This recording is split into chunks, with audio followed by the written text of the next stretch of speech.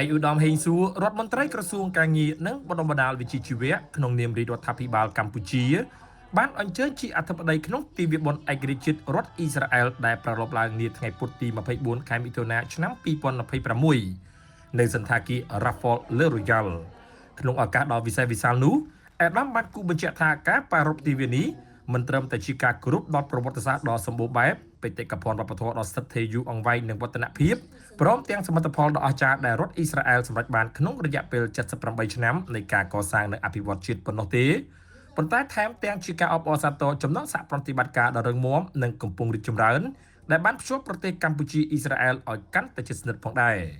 អាដាមក៏បានរំលឹកពីការសម្ពោធស្ថានកុងស៊ុលកិត្តិយសរបស់អ៊ីស្រាអែលប្រចាំកម្ពុជាកាលពីខែកុម្ភៈឆ្នាំ2025ដែលជាជំហានដ៏សំខាន់មួយទៀតក្នុងការពង្រឹងទំនាក់ទំនងទ្វេភាគីស្ថានកុងស៊ុលកិត្តិយសនេះដើរតួនាទីជាស្ពានដ៏មានតម្លៃក្នុងការជំរុញការតភ្ជាប់កាន់តែជិតស្និទ្ធរវាងប្រជាជនវិស័យឯកជនលើកកម្ពស់កិច្ចសហប្រតិបត្តិការសេដ្ឋកិច្ចព្រមទាំងសម្របសម្រួលឱកាសថ្មីៗសម្រាប់កិច្ចសហប្រតិបត្តិការនិងការផ្លាស់ប្ដូរនានាអាដាមហេងសួរក៏បានអបអរសាទរផងដែរចំពោះការចូលជាធរមាននៃកិច្ចព្រមព្រៀងរវាងប្រទេសទាំងពីរស្ដីពីការងារបណ្ដោះអាសន្នសម្រាប់ពលករកម្ពុជាក្នុងវិស័យទីផ្សារការងារនៅអ៊ីស្រាអែលសមិទ្ធផលដ៏សំខាន់នេះគឺជាព្រឹត្តិការណ៍ប្រវត្តិសាស្ត្រមួយក្នុងការវិវត្តនៃទំនាក់ទំនងកម្ពុជាអ៊ីស្រាអែលនិងឆ្លុះបញ្ចាំងពីការកើនឡើងនៃទំនុកចិត្តនិងកិច្ចសហប្រតិបត្តិការជាក់ស្ដែងរវាងប្រទេសទាំងពីរ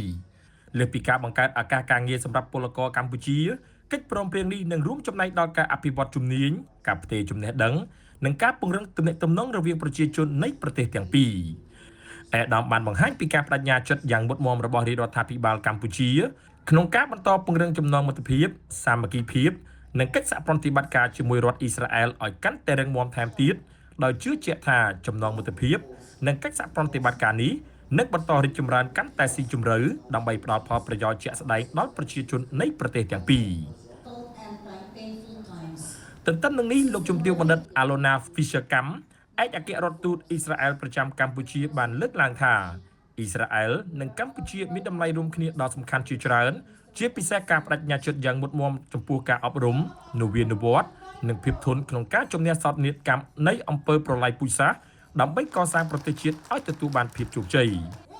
លោកជំទាវមានប្រសាសន៍ថាទំនាក់ទំនងទ្វេភាគីនៃប្រទេសទាំងពីរបានកំពុងរីកចម្រើនយ៉ាងខ្លាំងក្នុងរយៈពេលប៉ុន្មានឆ្នាំចុងក្រោយនេះតាមរយៈកិច្ចព្រមព្រៀងសហប្រតិបត្តិការឆ្នាំ2025លើវិស័យវប្បធម៌អប់រំវិទ្យាសាស្ត្រនិងយុវជនដោយផ្អែកលើកិច្ចសហប្រតិបត្តិការជាច្រើនឆ្នាំក្នុងវិស័យជាច្រើនអ៊ីស្រាអែលនៅតែបន្តបដិញ្ញាចិត្តធ្វើជាដៃគូដ៏សំខាន់ជាមួយកម្ពុជាក្នុងការពង្រឹងនិងពង្រីកកិច្ចសហប្រតិបត្តិការឲ្យកាន់តែស៊ីជម្រៅ